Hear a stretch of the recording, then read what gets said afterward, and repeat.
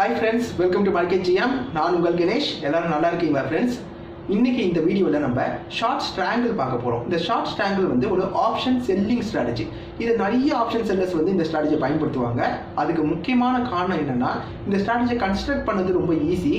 அதே நேரத்தில் இந்த ஸ்ட்ராட்டஜியை கரெக்டான மார்க்கெட்டில் கரெக்டான விதத்தில் நம்ம கன்ஸ்ட்ரக்ட் பண்ணோம்னா நம்ம ரெகுலராக ஒரு சின்ன அமௌண்ட்டை மார்க்கெட்லேருந்து ப்ராஃபிட்டாக எடுத்துகிட்டு போயிட்டே இருக்கலாம். இந்த ஸ்ட்ராட்டஜியில் ஒரு பெரிய பிரச்சனை இருக்குது. அந்த பிரச்சனையும் உங்களுக்கு முதலே சொல்லிடுறேன். என்னன்னா நம்ம ரெண்டு சைடுமே செல் அடிக்கிறோம். அதனால் நம்ம ரிஸ்க் வந்து அன்லிமிட்டடாக இருக்கும். இந்த ஸ்ட்ராட்டஜி நீங்கள் எப்போ பயன்படுத்தினாலும் ஸ்டாப் லாஸை கம்பல்சரியாக போடணும். ஸ்டாப் லாஸ் போடாமல் இந்த ஸ்ட்ராட்டஜி நீங்கள் பயன்படுத்தவே கூடாது. ஓகேவா? அதே மாதிரி உங்களுக்கு அமௌண்ட்டும் கொஞ்சம் எக்ஸ்ட்ராவாக தேவைப்படும். ஏன்னா ரெண்டு சைடில் நீங்கள் ஸ்டார்ட் அடிக்கிறதால உங்களுக்கு இந்த லிக்விட் மார்ஜினும் வந்து கொஞ்சம் அதிகமாக தேவைப்படும். ஓகேவா ஃப்ரெண்ட்ஸ்?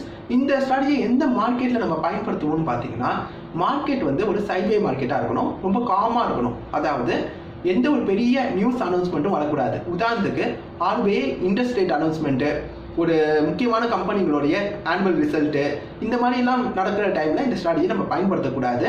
ஏன்னா அதோட ரிஃப்ளெக்ஷன் வந்து அந்த ஸ்டாக்லேயும் இருக்கும், அது இண்டெக்ஸ்லையும் பாதிக்கும். ஓகேவா? அதே மாதிரி இன்னொரு ஒரு முக்கியமான விஷயம் என்னென்னா, டெக்னிக்கலாக நீங்கள் அனலைஸ் பண்ணி பார்க்கணும். ப்ரைஸ் உள்ள அந்த ப்ரைஸ் வந்து ஒரு பிரேக் அவுட் நடக்கிற மாதிரி இருக்கக்கூடாது. பிரேக் அவுட் ஏதாவது ஒரு சைடில் நடக்கிற மாதிரி இருந்துச்சுன்னா நீங்கள் இந்த ஸ்ட்ராட்டஜியை அந்த ஸ்டாக்லேயோ இல்லை அந்த இண்டெக்ஸ்லேயோ பயன்படுத்தக்கூடாது. ஸோ இந்த விஷயங்கள்லாம் நீங்கள் கவனிச்சுட்டு கரெக்டாக பண்ணிங்கன்னா இந்த ஸ்ட்ராட்டஜி வந்து உங்களுக்கு நல்ல பலன் கொடுக்கும். இந்த ஸ்ட்ராட்டஜியை எப்படி கன்ஸ்ட்ரக்ட் பண்ணணும்னு கேட்டிங்கன்னா ரொம்ப எளிமையான விஷயம்தான். கால் ஆப்ஷனுக்கு போயிட்டு அங்கே ஒரு ஓடிஎம்மை நீங்கள் செல் பண்ணிடுவீங்க. அதே மாதிரி புட் ஆப்ஷனில் போயிட்டு அங்கே ஒரு ஓடிஎம்மை செல் பண்ணிடுவீங்க.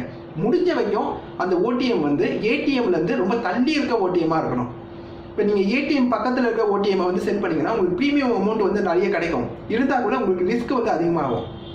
மார்க்கெட் நீங்கள் கணிச்சதுக்கு எதிராக கொஞ்சம் கீழேயோ இல்லை மேலேயோ ஏறினா கூட நீங்கள் வாங்கின அந்த ஓடிஎம் வந்து ஐடிஎம்மாக மாறிடும். அப்போ நீங்கள் லாஸில் மேக் பண்ண ஆரம்பிச்சிருவீங்க. அதனால் முடிஞ்ச வரைக்கும் அந்த ஓடிஎம் வந்து கொஞ்சம் தூரத்தில் பார்த்து ஓடிஎம் வாங்கினீங்கன்னா நீங்கள் லாபகரமாக இந்த ஸ்ட்ராட்டஜியை எப்பயுமே பயன்படுத்தலாம். ஓகேவா ஃப்ரெண்ட்ஸ்?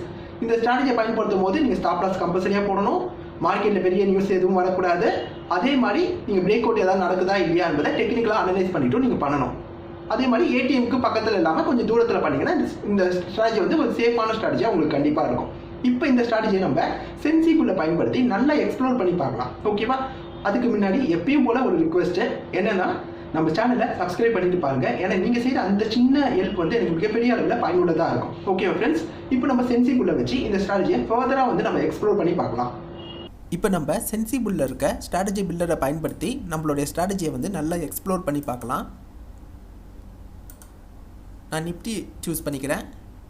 எக்ஸ்பிரி வந்து நெக்ஸ்ட் வீக் எக்ஸ்பிரியை சூஸ் பண்ணிக்கிறேன். இப்போ கரண்ட்டாக ஏடிஎம் பார்த்தீங்கன்னா 25,200 வந்து ஏடிஎம்மாக இருக்குது. புட்டுக்கும் காலுக்கும் ரெண்டுத்துக்குமே ஏடிஎம் வந்து 25,200. இதில் இருந்து ஒரு 400 பாயிண்ட்ஸ் தள்ளி ஒரு ஓடிஎம்மை நான் செல் பண்ண போகிறேன். புட் ஆப்ஷன் சைட்லேயும் கால் ஆப்ஷன் சைட்லேயும். ஸோ கால் ஆப்ஷன் சைடில் போயிட்டு நான் 25,600 வந்து செல் பண்ணுறேன்.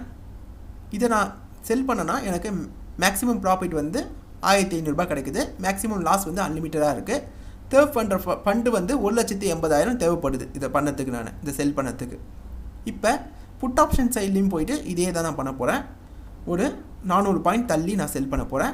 24,800 வந்து நான் செல் பண்ணுறேன். இதை நான் செல் பண்ணனா எனக்கு வந்து மேக்ஸிமம் ப்ராஃபிட் வந்து கொஞ்சம் இன்க்ரீஸ் ஆகிடுச்சு. 3,500 வந்து என்னோடய மேக்ஸிமம் ப்ராஃபிட் ஆகிடுச்சு. என்னோடய லாஸ் வந்து அன்லிமிட்டடாக தான் இருக்குது. எனக்கு தேவைப்படுற ஃபண்டு வந்து கொஞ்சமாக ஏறிடுச்சு. ஸோ முன்னாடி 1,80,000 இருந்துச்சு, இப்போ 2,18,000 ஆகிருக்கு. ஆல்மோஸ்ட் ஒரு 38,000 எனக்கு இன்க்ரீஸ் ஆகிடுச்சு. ஓகேவா? ரொம்ப அதிகமாகலை, ஒரு 38,000 அதிகமாகிடுச்சு. நம்மளோட வெற்றி வாய்ப்பு பார்த்திங்கன்னா 78% வந்து நம்மளுக்கு வெற்றி வாய்ப்பு இருக்குது. இது ஒரு அளவுக்கு நல்ல ஒரு பர்சன்டேஜ். ஒரு வீக்லி வைஸில் இந்த மாதிரி ஒரு ப்ராஃபிட்டை நம்ம எடுத்தோம்னா ஒரு வீக்லிக்கு வந்து இப்போ நான் வந்து ஒரு லாட் சைடில் வச்சு பண்ணுறேன். இப்போ நீங்கள் 2-3 லாட் வச்சு நீங்கள் பண்ணிங்கன்னா உங்களுக்கு இன்னமும் இந்த மேக்ஸிமம் அமௌண்ட் வந்து இன்க்ரீஸ் ஆகும். பட் இந்த ஸ்ட்ராட்டஜி நம்ம பயன்படுத்தும் போது ரிஸ்க் வந்து அன்லிமிட்டடாக இருக்கிறதால கம்பல்சரியாக நீங்கள் ஸ்டாப் லாஸ் போடணும். ஸ்டாப் லாஸ் வந்து ஒரு ஆப்ஷனலாக நீங்கள் பார்க்கக்கூடாது. அது ஒரு மேண்டேட்டரி ஒரு விஷயமாக இந்த ஸ்ட்ராட்டஜி நீங்கள் பயன்படுத்தும் போது பண்ணணும். இப்போ நம்ம பே அப் டேபிள் போய் பார்க்கலாம். இப்போ இந்த பே அப் டேபிள் போய் பார்க்கும்போது நம்ம இன்டர்வலை வந்து ஒரு 100 வச்சிடலாம். அப்போ கொஞ்சம் நம்மளுக்கு கரெக்டாக இருக்கும். ஸோ நமக்கு வந்து 24,700 போச்சுன்னா நம்ம வந்து லாஸில் வந்துடுவோம். நம்மளுக்கு ஒரு 4,000 லாஸ் ஆகிடும். அதே மாதிரி இங்கேயும் நம்மளுக்கு 25,700 போச்சுன்னா நமக்கு வந்து லாஸ் மேக்கிங்கில் ஆகிடுவோம். ஒரு 4,000 போயிடும். நடுவில் எங்கே முடிஞ்சாலும் நம்ம ப்ராஃபிட்டில் தான் இருப்போம். நமக்கு அந்த மேக்ஸிமம் ப்ராஃபிட் வந்து நம்மளுக்கு கிரெடிட் ஆகிடும். ஓகேவா? ஸோ இது வந்து ரெகுலராக நம்ம இன்கம் எடுக்கலாம். நீங்கள் இன்னும் தள்ளி போய் பண்ணிங்கன்னா உங்களுக்கு வெற்றி வாய்ப்பு வந்து அதிகம். இன்னும் ஆனால் உங்களுக்கு ப்ரீமியம் அமௌண்ட் கம்மியாகும். நீங்கள் ரொம்ப தள்ளியே போக போக உங்களுக்கு ப்ரீமியம் அமௌண்ட் வந்து ரிசீவ் ஆகிற அந்த ப்ரீமியம் அமௌண்ட் வந்து கம்மியாகிடும். பட் வெற்றி வாய்ப்பு வந்து அதிகமாகிடும்.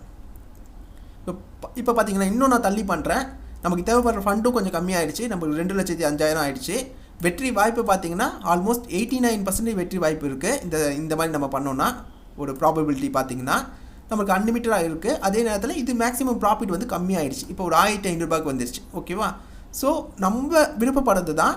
ரொம்ப கிட்ட போய் பண்ணோன்னா வச்சுக்கலாம், ஒரு ஏடிஎம் பக்கத்தில் போயிட்டு நம்ம செல் பண்ணோன்னா நமக்கு வந்து ப்ரீமியம் அதிகமாக கிடைக்கும். ஆனால் ரிஸ்க் வந்து ரொம்ப ரொம்ப அதிகமாக இருக்கும். ப்ரீமியம் அமௌண்ட்டை இது கிடைக்கும்னு சொல்லிட்டு நம்ம கிட்ட போய் பண்ணிடக்கூடாது. அதுதான் இந்த ஸ்ட்ராட்டஜியில் முக்கியமாக கவனிக்க வேண்டியது. இப்போ நம்ம கிட்ட கொஞ்சம் போட்டோம்னா நம்மளுக்கு வந்து அமௌண்ட் அதிகமாக கிடைக்கும். ஆனால் நமக்கு லாஸ் ஆச்சுன்னா அதிகமாக லாஸ் ஆகும். அதனால் கொஞ்சம் தள்ளி இது பண்ணது தான் நல்லது. இந்த ஏடிஎம்லேருந்து கொஞ்சம் தள்ளி நம்ம ஓடிஎம்மை செல் பண்ணது தான் இந்த ஸ்ட்ராட்டஜியை நம்ம சேஃபாக எடுத்துகிட்டு போகிறதுக்கு நல்லது. ஓகேவா? அதேமாதிரி ஸ்டாப் லாஸை கரெக்டாக போடணும். ஏன் அந்த ஸ்டாப் லாஸை சொல்கிறேன்னா, நீங்கள் கேட்கலாம் பக்கத்தில் நம்ம செல் பண்ணிவிட்டு நம்ம ஸ்டாப் லாஸ் போட்டுக்கலாமேன்னு கேட்கலாம். மார்க்கெட் மிகப்பெரிய அளவில் கிராஷ் ஆச்சுன்னா அந்த ஸ்டாப் லாஸை தாண்டி நம்மளுக்கு வந்து லாஸ் வரதுக்கு வாய்ப்புகள் இருக்குது. பல நேரங்களில் என்ன நடக்கும்னா, இன்றைக்கி மார்க்கெட் அடுத்த நாள் ஓப்பன் ஆகும் போதே ரொம்ப பெரிய அளவில் டவுனில் ஓப்பன் ஆகிடும்.